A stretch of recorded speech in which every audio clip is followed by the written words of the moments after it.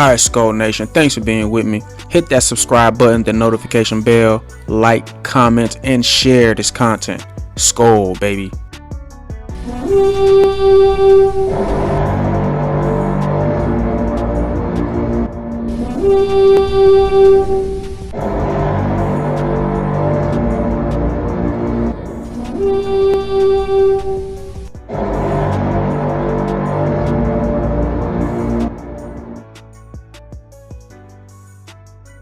Oh, man.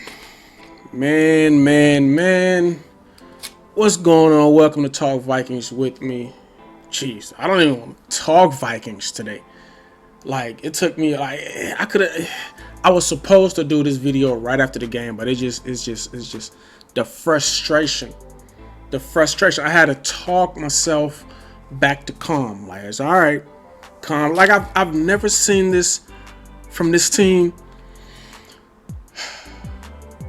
This is the second worst loss, the second worst beatdown in the franchise history. Okay? And this is one of the oldest teams and one of the most brutal. But you know what? In a weird kind of way, I'm kind of happy they lost. Not just happy they lost. I'm kind of happy they lost like that. You know, so they could come back down to earth a little bit. You know, let them come back down to earth a little bit. You know, all the fans and everybody because we were tied for the league's best record, us and the Eagles, because the Eagles lost to the Commanders. So we were all 8-1. We were all at the top. Only reason why the Vikings were even in second place was obviously because they lost to the Eagles. Or we probably would have took the top spot because we beat the team that beat them. So if we would have lost to any other team, we would have probably had the top spot in the league. So this game right here kind of brought them back down to earth a little bit. Like, ass kicking like that, 40-3. Like nobody showed up. Yeah, Kirk had some yards, and you know Adam Thielen and JJ had some catches, but they were not important catches. They were not clutch catches. You know, this game kind of remind me of that win we had against the Packers in some kind of weird way again, because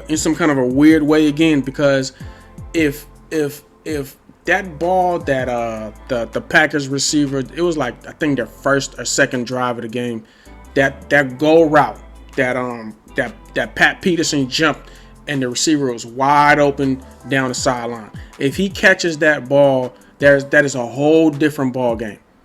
You know, same thing with the Vikings.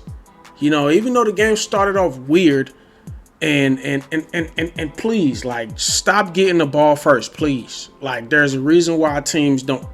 You know what? That's, people can say that's superstitious. Well, the game is gonna go how the game is gonna go. It doesn't matter if you get the ball first or not. I just like getting the ball in the second half because, you know, and then you can kind of try to score some points right before the half, and then the second half you get the ball back first. I'm a firm believer in that. But whatever.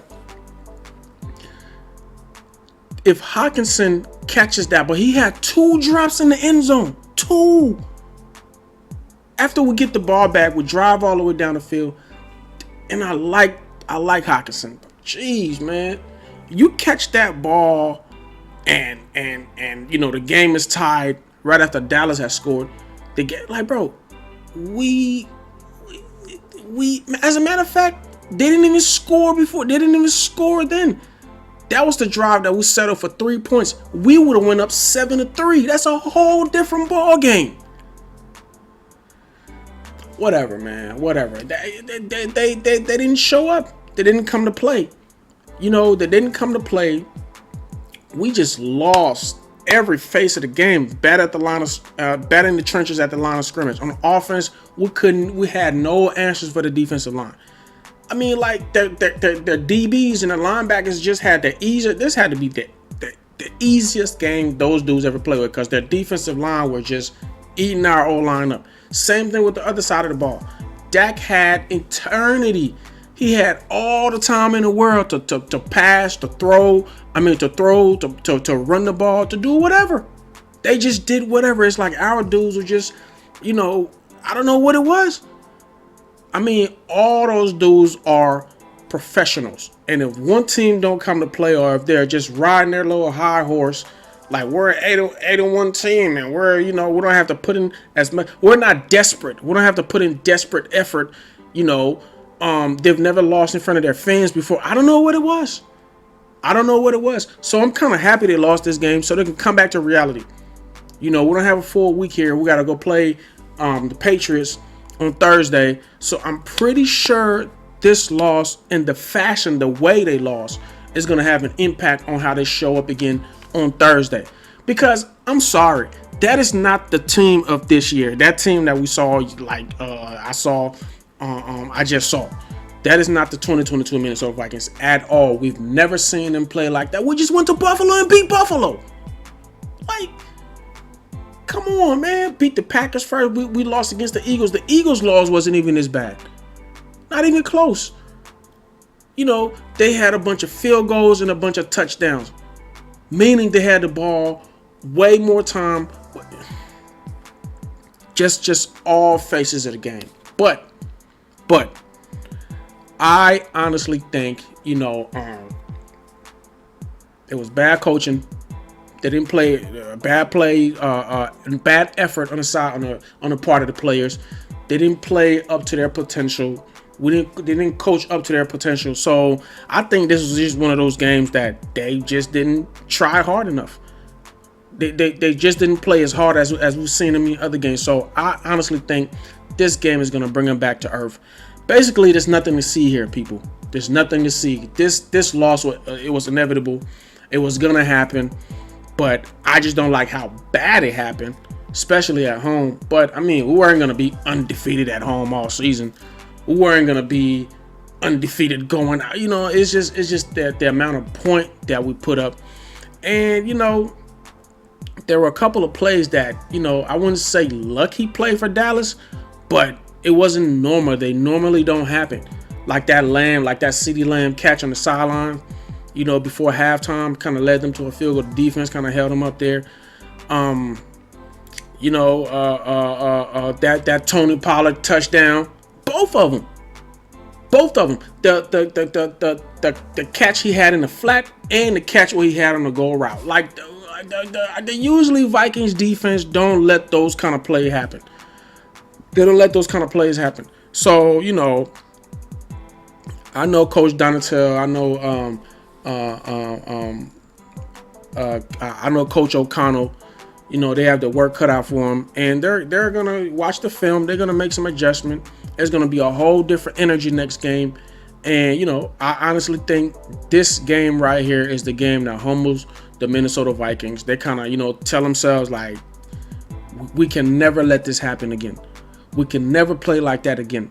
We can never show that less of an effort in the football game. We can never, just put our heads down and think everything is going to be okay, or just kind of feel so good about ourselves that we kind of take games for granted. Because Dallas came in there and it was a beatdown from the beginning. And we've never seen that with this team this year, ever. So, I think it's a great wake-up call going forward. And we'll see what happens against the Patriots. This was the worst. This was one of the worst games I've ever seen from this team. They didn't want this game. They did not want this game at all. It showed in all sides of the ball. And yeah, man, like I said, hopefully this game wakes them up. I'm a firm believer of that. So I'm not gonna really get too down about this game, even though it was a S show. I honestly think this team is way better than what we saw, what we just saw, and so we'll see them bounce back. We'll see, better offensive line play, better defensive line play, better linebacker play, better DB play, better wide receiver, better plays from everybody, just all sides of the ball. This was a complete team loss. There's no sides to blame or no particular player to blame. It was a complete team loss, and hopefully this humbles them. Hopefully, because they are way better than this. Like, we just saw them what they did in Buffalo, and that was the best team in the league, or one of the best. Well, at the time it was the best team. Buffalo's still one of the best teams. So nothing to see here, folks. I still think this is a championship caliber team. I still think the same thing about them, regardless of this loss. I mean, at the end of the day, it's an 8-1 team. I mean, an 8-2 team. It's not the other way around. It's not a 500 team. It's not a 7-3 team. It's not a 6-4 team. It's an 8-2 team. 8-2. We only lost twice, even though that loss was just ridiculous. So I'm pretty confident they're gonna bounce back. They're gonna clean up what they gotta clean up, and we just have too much star players on this team. You know, I honestly think they should have gave the ball to Dalvin more. They should have calmed things down more. But once you get off to a start like that, it kind of forces you, kind of makes you one-dimensional, and it's pretty, predictable. You know what you're gonna try to do to play catch up. So the other team kind of, they can kind of predict what you're about to do, or it's gonna be a throw fest, you know. So whatever. I hope we learn from this loss, man, and we can bounce back, and get back on another win streak here, which I think is coming. And you guys just stay optimistic. There's a lot of critics and there's a lot of fans who are backing out now, and they got the worst to say. No, I think this team is still, and this is just a bump in the road. This was gonna happen. I hate how it happened, but this was gonna happen. So stay optimistic. All my real fans out there, this team is way better than what we just saw. And I'll catch you guys for the pregame show for the Patriots. Everybody keeps scoring. It's not over yet. It's not even close to being over yet. It's just the middle of the season, and I anticipate another win streak coming up. So see y'all next game. See y'all in the playoffs. See y'all in future games. And Skol, baby. Peace.